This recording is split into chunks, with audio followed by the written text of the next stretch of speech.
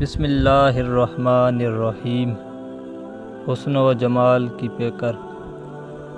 حضرت سیدنا ہشام بن عدی رحمۃ اللہ علیہ فرماتے ہیں، حضرت سیدنا عمر بن عبدالعزیز علیہ رحمۃ اللہ علیہ کی زوجہ حضرت فاطمہ بنت عبد الملک بن مروان رحمۃ اللہ علیہ کے پاس ایک لونڈی تھی جو حسن و جمال میں بے مثال تھی۔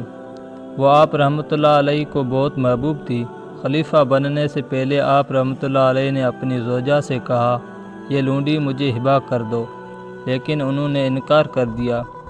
پھر جب آپ رحمۃ اللہ علیہ کو خلیفہ بنایا گیا تو آپ رحمۃ اللہ علیہ کی زوجہ محترمہ اس لونڈی کو تیار کر کے آپ رحمۃ اللہ علیہ کی خدمت میں لائی اور عرض کی، میں یہ لونڈی بخوشی آپ رحمۃ اللہ علیہ کو پیش کرتی ہوں، کیونکہ آپ رحمۃ اللہ علیہ کو یہ بہت زیادہ پسند ہے۔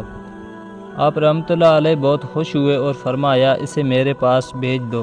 جب وہ آپ رحمۃ اللہ علیہ کے پاس آئی تو آپ رحمۃ اللہ علیہ اس کا حسن و جمال دیکھ کر بہت معتجب ہوئے اور اس سے قربت اختیار کرنا چاہی، لیکن پھر رک گئے اور اس لونڈی سے کہا، بیٹھ جاؤ اور پہلے مجھے یہ بتاؤ تم کون ہو اور فاطمہ کے پاس تم کہاں سے آئیں؟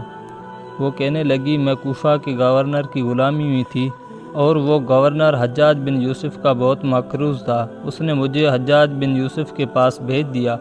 حجاج بن یوسف نے مجھے عبد الملک بن مروان کے پاس بھیج دیا۔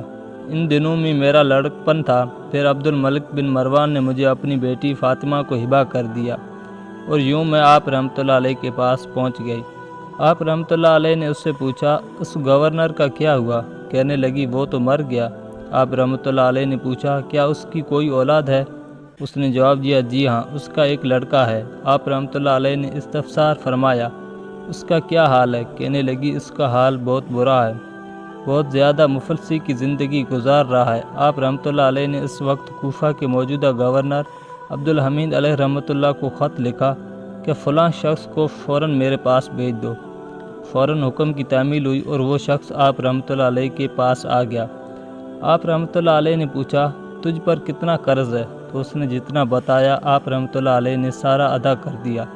پھر فرمایا، یہ لونڈی تمہاری ہے، اسے لے جاؤ۔ یہ کہتے ہوئے آپ رحمۃ اللہ علیہ نے وہ لونڈی اس کے حوالے کر دی۔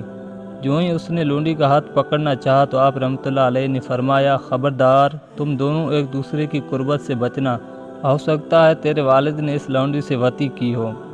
اس نے کہا، اے امیر المومنین رحمۃ اللہ علیہ، یہ لونڈی آپ رحمۃ اللہ علیہ ہی رکھ لیجیے۔